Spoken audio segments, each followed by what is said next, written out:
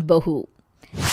गंगानगर में सुमन अपने बेटे योगेश, बहू मीना और बेटी शीला के साथ रहा करती थी। मीना ने लॉयर की पढ़ाई की होती है और वो जॉब करना चाहती है। सुनो जी, मुझे एक डिटेक्टिव एजेंट के यहाँ जॉब मिल रही है। जॉब? वो भी डिटेक्टिव का? अरे ओ बहू, कोई जॉब करने की जरूरत नहीं है। अरे तुम जॉब करोगी तो घर का काम कौन संभालेगा? मीना घर के कामकाज पर ही ध्यान देने लगती है। सुमन भी उसे काम पर लगाए ही रखती है। इधर शीला कुछ ज्यादा ही वक्त कॉलेज में बिताने लगती है। अरे इतनी रात हो गई, कहाँ थी तुम बेटा अब तक? फोन भी नहीं लग रहा था तुम्हारा। माँ, वो हमारी एक्स्ट्रा क्लासेस चल रही है ना, और फोन की ना बैटरी खत्म हो गई थी। अरे तो किसी और के फोन से इन्फॉर्म कर देती। माँ और मुझे कितनी चिंता हो रही थी। धीरे धीरे शीला रोज ही देरी से घर आने लगती है। कभी पढ़ाई का बहाना बनाती तो कभी कुछ और। देखो शीला, इस तरह चला तो मैं तुम्हारा कॉलेज बंद करवा दूंगा। ऐसा मत बोलिए ना, मैं समझाती हूँ इसको। मीना शीला को समझाने की कोशिश करती है, मगर वो उल्टा उसे ही झाड़ देती है। शीला, इस तरह घर रोज लेट आना अच्छी बात नहीं है।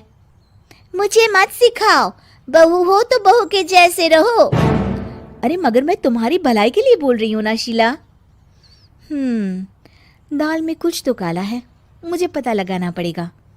मीना अपना डिटेक्टिव वाला दिमाग लगाने लगती है। वो शीला की एफबी और इंस्टा प्रोफाइल्स को अच्छे से चेक करती है और उसको शक हो जाता है कि शीला का चक्कर किसी साहिल नाम के लड़के के साथ चल रहा होता है। वो शीला को समझाने की कोशिश करती है। शीला, वो लड़का अच्छा नहीं है, उसे छोड़ दो तुम। मेरे मामले में ज्यादा घुसने की कोशिश मत करो। वैसे भी मैं उसको भैया और माँ से मिलाने ही वाली थी। हाँ।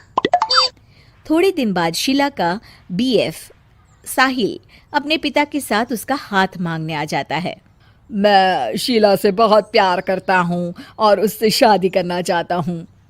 जी, मेरा बेटा और शीला एक दूसरे को अच्छे से जानते हैं। मेरा बेटा बहुत ही जल्द दुबई काम के लिए जाने वाला है। दुबई? हाँ, मेरी नौकरी लग गई है वहाँ। अगर आप लोगों को ऐतराज ना हो तो हम इन दोनों का रिश्ता कर देते हैं। सीमा दुबई का नाम सुनकर प्रभावित हो जाती है और योगेश से सलाह मशवरा करके रिश्ते के लिए हाँ बोल देती है। अजी, अब जब बच्चों ने एक दूसरे को पसंद कर लिया है तो हम कौन होते हैं मना करने वाले? आप तो उसके दुबई जाने से पहले ही शादी तय कर दीजिए। हे भगवान, क्या हो रहा है ये सब? बस दुबई का नाम सुनते ही माँ जी उनकी बातों में आ गई। मुझे ही कुछ करना पड़ेगा। अब सुनिए जी, आपको नहीं लगता माँ जी ने रिश्ता तय करने में जल्दबाजी कर दी है? हाँ, सो तो है। बस मुझे तो ये लग रहा है कि हमें पहले लड़के और उसके परिवार की अच्छे से जांच पड़ताल करनी चाहिए।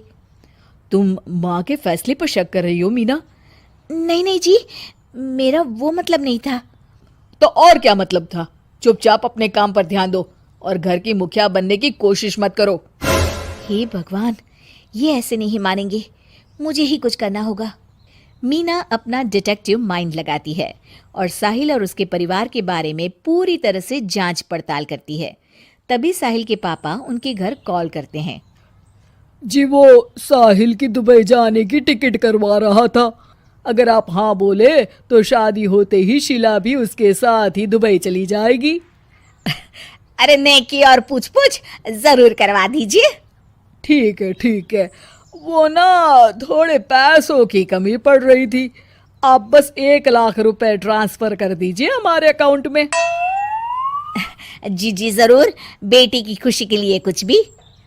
मीना सब सुन रही होती है। माँ जी, ये आप क्या कर रही हैं? हम उनको अच्छे से जानते भी नहीं हैं। अरे तू चुप कर, हर वक्त टोक लगाती रहती है। मीना को जांच पड़ताल करने पर एक बहुत बड़ा सबूत मिल जाता है। माँ जी, मैंने आज तक आपसे कुछ नहीं मांगा, मगर आज कुछ चाहती हूँ आपसे। अरे बोल भी दे। वो मेरी एक दोस्त है ना जिसका नाटक है, मैं चाहती हूँ आप सब भी चले वो देखने। अच्छा, बस इतनी सी बात? ठीक है। और अगले दिन शाम को सब तैयार होकर नाटक देखने जाते हैं।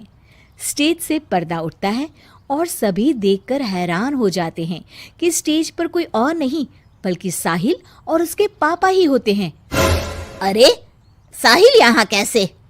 माँ जी, वो साहिल नहीं मयंक है, और उसके साथ उसके पापा नहीं बल्कि सह कलाकार सिद्धार्थ है, जिसे वो अपना पापा बनाकर हमारे घर ले आया था, और वो नाटक कंपनी में ही काम करता है। वो साहिल बनकर आपको चीट कर रहा था। हे भगवान, अरे अरे ये सब क्या है?